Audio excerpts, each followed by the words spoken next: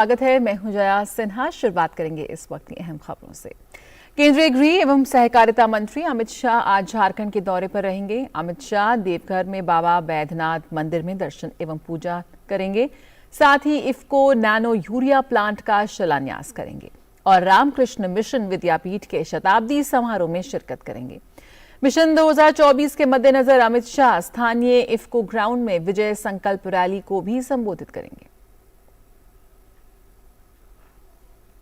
केंद्रीय गृह एवं सहकारिता मंत्री अमित शाह के देवघर दौरे को लेकर सभी प्रशासनिक तैयारियां पूरी कर ली गई हैं। श्री शाह शनिवार को सबसे पहले देवघर के विश्व प्रसिद्ध बाबा बैद्यनाथ मंदिर में दर्शन और पूजन करेंगे।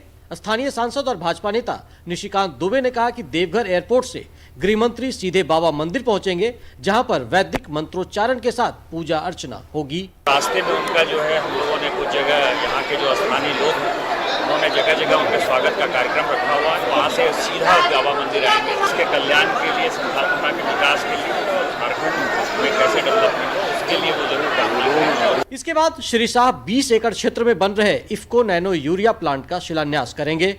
जिले के पुलिस अधीक्षक सुभाष चंद्र जाट ने सुरक्षा व्यवस्था का जायजा लेने के बाद पत्रकारों से बातचीत में कहा कि देवघर एयरपोर्ट से कार्यक्रम स्थल तक सुरक्षा के पुख्ता इंतजाम किए गए हैं।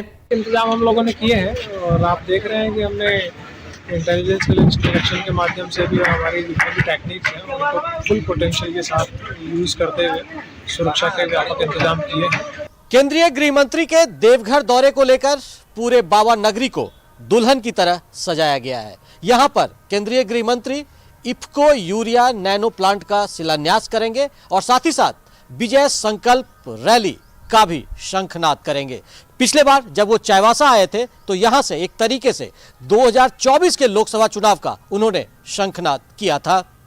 श्री शाह के इस दौरे में धर्म, अध्यात्म और विकास से इतर राजनीति की भी बात होगी।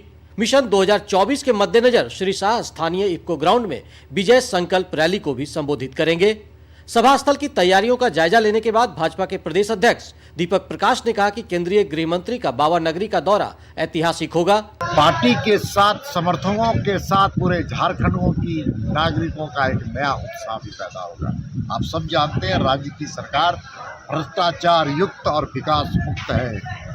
इस सरकार राज्य की सरकार से निजात पाना चाहती है और उसके लिए अमित शाह जैसा व्यक्तित्व का मार्गदर्शन मिलेगा।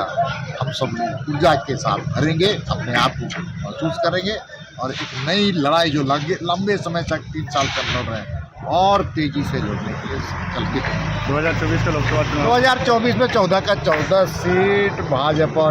केंद्रीय गृह मंत्री ने इससे पहले 7 जनवरी को अपने कोल्हान दौरे के क्रम में चाईबासा में भी एक विजय संकल्प रैली को संबोधित किया था।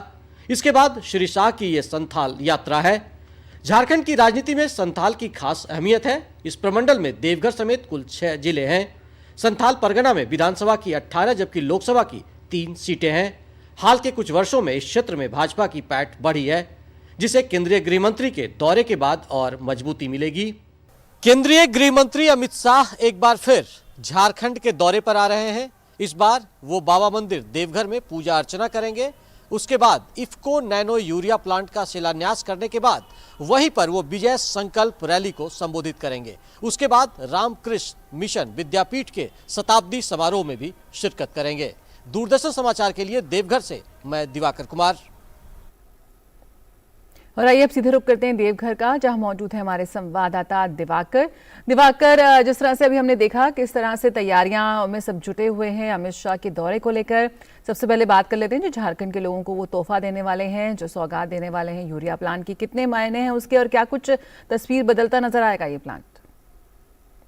देखिए, निश्चित तौर पर जब से भाजपा की सरकार बनी है केंद्र में और उसके बाद जब डबल इंजन की सरकार झारखंड में थी तो उस दौरान जो हम कह सकते हैं कि संथाल के इलाके में विशेष सौगात और केंद्र सरकार की विशेष नजरें रही हैं। देखिए, एम्स पहली बार जो हम कह सकते हैं संथाल का इलाका जो आदिवासी बहुल इलाका है, यहाँ पर एम्स खुला और उसके बाद अब जो ये है ये करीब 20 एकड़ में जो हम कह सकते हैं ये नैनो यूरिया प्लांट जो बनने जा रहा है, इस पे करीब 450 करोड़ रुपए खर्च होगा और ये संथाल के साथ साथ जो पड़ोसी राज्य बिहार है और बंगाल है वहां के किसानों को काफी फायदा होगा और उन्हें जो हम कह सकते हैं कि सस्ती दर पर यूरिया उपलब्ध हो सकेगा। ये करीब 450 करोड़ का जो ये प्लांट यहाँ पर लगने वाला है, इससे निश्चित तौर पर इस इलाके में रोजगार के एक नए आयाम भी खुलेंगे और इसके जरिए हम कह सकते हैं कि विकास की जो एक किरण, जो इलाका अब तक जो हम कह सकते हैं कि मुख्य केंद्र विकास का नहीं हुआ करता था, वो इलाका अब विकास का मुख्य केंद्र बन रहा है। आप देखा था कि प्रधानमंत्री ने कुछ दिनों पहले यहाँ पर एयरपोर्ट की सौगात दी थी। देवघर में एयरपोर्ट चालू हो गया है, तो एक कनेक्टिविटी का द्वार खुला है और देवघर की जो पहचान है वो आध्यात्मिक नगरी के तौर पर इसकी पहचान है। यहाँ सावन के महीने में और सालों भर देशी और विदेशी जो श्रद्धालु हैं वो करोड़ों की संख्या में पहुंचते हैं। तो वैसे में इस इलाके में जो कनेक्टिविटी बढ़ाया जा रहा है और विकास के नए मापदंड जो तय किए जा रहे हैं, अब जब आज यहाँ पर केंद्रीय गृह मंत्री नैनो यूरिया प्लांट की सौगात देंगे तो निश्चित तौर पर जो एक विकास की किरण, इन जो विकास की दौर में अब तक जो 70 साल के इतिहास में पीछे रह गए थे इलाके, वहां पर विकास की किरण पहुंचाने की कोशिश हो रही है। तो ये जो आयाम है ये एक मुकाम तय करेगा और संथाल में विकास की नई किरण पहुंचेगी। और देख रहे हैं आप लगातार कि आदिवासी किस तरीके से जी केंद्र सरकार के जो हम कह सकते हैं उन्हें मुख्य धारा में लाने की कोशिश हो रही है। उनके लिए विकास के नए आयाम तय किए जा रहे हैं। उनके लिए जो हम कह सकते हैं उनके जो पहचान अब तक पिछले 70 सालों में देश में नहीं मिली थी, उन आदिवासियों को यहाँ पर पहचान दिलाने की कोशिश हो रही है। और पूरे जो इलाके हैं, आदिवासी बहुल इलाके हैं, वहां पर विकास की नई किरण लाने की कोशिश हो रही है ताकि उन लोगों को मुख्य धारा में लाया जाए। और वैसे से इलाके में जहां पर जैसे अब अगर हम बात आज करें कि संथाल में किस तरीके से ये सौगात जो दी जा रही है, इसके क्या कुछ मायने होंगे, रोजगार के आय में होंगे, कनेक्टिविटी जुड़ रही है, तो वैसे में लोगों को जो एक रहता है कि हमारा विकास, हमारा कोई देखने वाला नहीं, हमारा कोई सुनने वाला नहीं है, तो केंद्र ने इस जो एक मान्यता थी, एक बाध्यता थी, उसे भी खत्म किया और जो पिछड़े इलाके थे वहां पर विकास की अलग जगाने की कोशिश लगातार हो रही है। बिल्कुल दिवाकर, हम तस्वीरों में देख रहे हैं कि जो विजय संकल्प रैली जिसको वो संबोधित करने जा रहे हैं उसके लिए भी अच्छी खासी तैयारियां हैं। झारखंड की हम कह सकते हैं एक महीने में ये उनकी दूसरी यात्रा है और इसके काफी जो है वो चुनावी मायने भी निकाले जा रहे हैं। बिल्कुल हम इस पे भी लगातार आपसे बात करते रहेंगे, लेकिन फिलहाल बहुत बहुत शुक्रिया। और जिस तरह से हम बता रहे थे हमारे संवाददाता कि अमित शाह आज झारखंड के दौरे पर हैं, कई कार्यक्रमों में हिस्सा लेंगे और एक यूरिया प्लांट का वो शुरुआत करेंगे, साथ ही साथ वो चुनावी एक रैली है विजय संकल्प रैली, उसको भी वो संबोधित करेंगे। रुकेंगे छोटे से ब्रेक के लिए, जल्द हाजिर होते हैं।